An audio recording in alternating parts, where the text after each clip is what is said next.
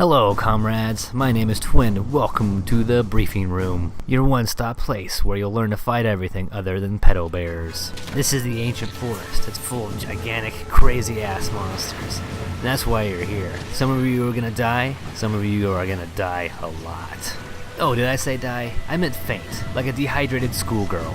Overhydrated in this case. Alright, let's get to it. We'll start with the traps, then we'll move on to an endemic life. We got one vine trap in section 4 and 2 in section 8. This is what they look like. The goal with these traps is to get a monster to hit the tree, knock the vines down, they'll become entangled and unable to move. This will be your time to whack them with whatever shillelagh you're carrying. In section 10 we have some Grimalkin. These little cat-like troopers will help you with musical boosts and buffs. In section 12 we have some suspended boulders. You can knock these down onto an unsuspecting monster with your slinger or a long-ranged or short-ranged weapon. In sections 2 and 6 we have spore puffs. When struck, they'll release a cloud of spores, concealing your presence, hiding you from the enemy. So if you're in danger, use these for a quick getaway. As well in section 6 we have poison cups. These gnarly little things, when struck, release a purplish, gooey pool of poison that will surround the plant. And not only will it poison a monster that walks into these, but you yourself can fall prey to these nasty little plants. So hit it and get the heck out of there, just like you did with your prom date. Now for the endemic life, we have some paratoads in section 9 and 1 in section 5. These, when struck, release a paralyzing cloud of miasma. These will also paralyze you if you don't get out of the way quickly enough. Much like my Jewish mom would in high school. Those damn flip-flops hurt, man! Alright, you're also going to want to keep a close eye out for these vigor wasps, like this one here in section 6. When hit, they release like a small cloud of green vapor. That heals you, oh boy! Next we got the flash fly. When struck, they'll release incredibly bright light, almost as bright as the light outside your bedroom window right now. Unless you're playing at night, in which case that joke failed. Anywho, that light will temporarily stun the monsters and you can just do whatever you want with them.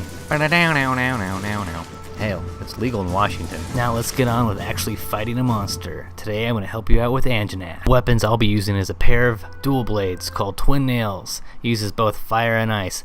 I actually recommend using a long range weapon such as a bow or a bolt caster. More about that real soon. Anjanath has a lot of elemental weaknesses, such as water, thunder, ice, and dragon, and the only thing Anjanath is resistant to is fire. Anjanath is weakest to water, but thunder and ice elements will do just fine. Make sure you eat at camp or in the canteen, especially if you're new to this game. Otherwise you're going to look like a baboon's ass, and you're going to get a fight and you're going to drop like a rock. You need that buff. Alright you guys, I got a chart for you. Do you see from the nose to the back of the head where it's red?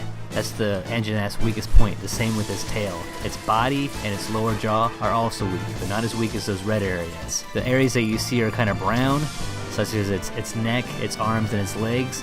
Those are heavily armored, and if you're got these dual blades like me and you're trying to shank his ankles, he's just going to be laughing at you. You're not going to do much. Your best point, if you do not want to use a ranged weapon, if you are stubborn like me and you're just using like a dual blades or some other bladed weapon, your best option at that point is just to knock him down, use a trap, then get to those areas as quickly as possible, such as the head and the tail, and aim for those. I'm not saying don't aim for his feet at all. As you can see here, if you hit his feet enough, he'll stagger and fall down. Just remember, once he's down, take the opening and go for his head or his tail. Remember the vine traps. Have the giant turkey knock it down, and be careful. The log that falls down with it does have collision. Don't get stuck behind it like I did. And that's it for Anjanath. Just rinse and repeat. If you guys are still having a hard time with this guy, and for the life of you, for whatever reason you cannot beat this thing, just leave a comment down below, and I'll personally help you out myself. You won't even have to help in a fight. You can sit back and have a picnic, put your thumb on your bum, while I do the job. That's all I got, you guys. If this video helped you out, smack that like button and subscribe if you're new to my channel. As always, you guys, take it easy. I'll see you again soon.